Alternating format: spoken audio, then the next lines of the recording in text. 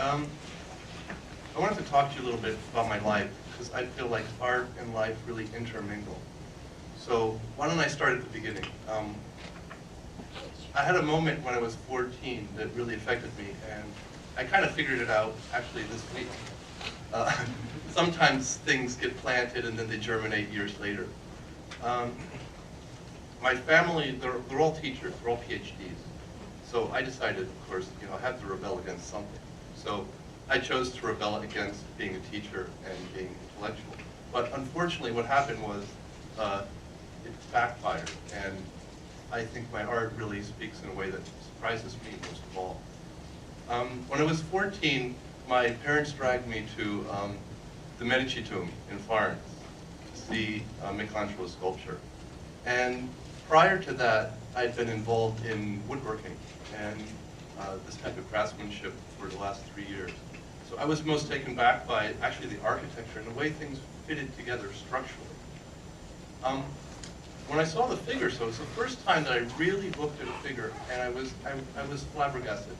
The cupola of this chapel has light that streams down and illuminates the space. And the space takes on a mystical air. It becomes very spiritual. And at 14, I didn't have these type of words, and I didn't understand it, but my mouth just was open. And I think that affected me in a way that I can finally explain to you now why it affected me.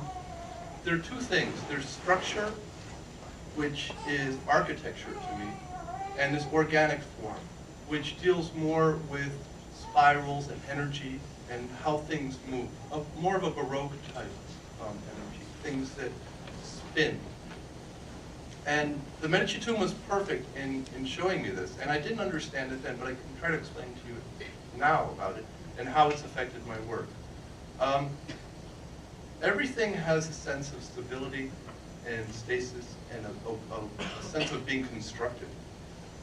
But when you put this constructed element with something that is actually alive and moving like a flame, like water, this is the musculature of the body, you create something that has life and passion and blood in it. And I've finally figured out that that's really what I'm after. I'm after trying to create something that really speaks about man's life, the human condition. And the way that I think it's important and valid is that I use my own experience as a human being to show this. So it doesn't just become something that's about me, but it becomes something universal that everybody else can understand as well. And I think that's what's really lacking in art these days. A lot of people just come up with these ideas that explain, their neighborhood, pears on a cloth.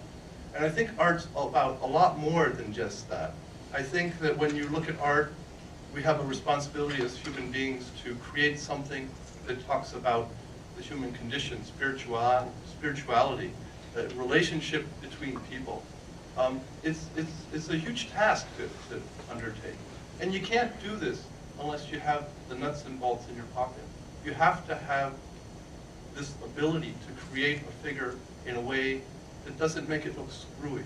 It doesn't look like one leg is longer than the other, or one arm is 8 feet and the other one's 3 feet. And so there's this 20-year period of learning your craft that you have to really undertake if you want to do classical art and get away with it, because you're always going to be compared to Michelangelo if you're doing this type of work. That's the first step. So for 10 years, I learned my craft. And then the next 5 years, I emulated the masters, the ones that really, really spoke to me. So many of you might say this is a copycat way of creating art. I don't think so. It taught me about form and sensibility in creating something that was highly intellectual and also understood by your lunch pail Joe on the 7 train in Queens, and also your PhD from Yale.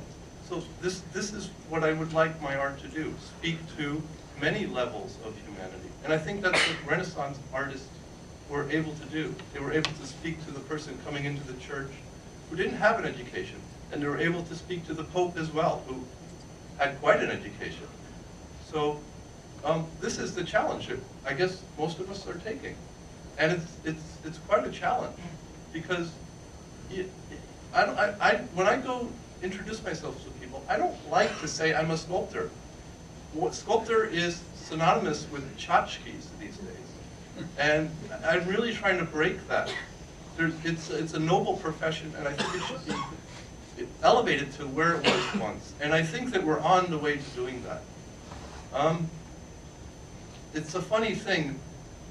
I started my lecture telling you how rebellious I was. Well, I think there's this rebellion going on right now in art.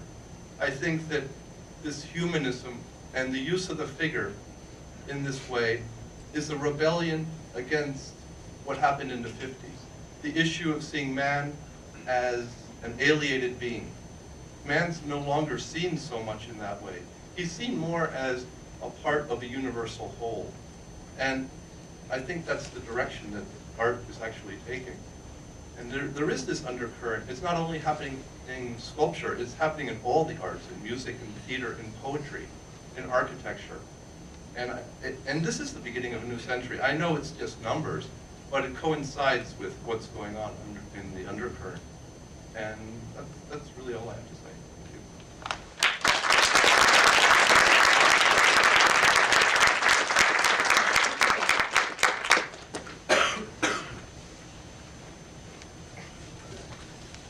Our final speaker tonight is Anthony Visco. Mr. Visco sees the human body as a primary vehicle for sacred iconography.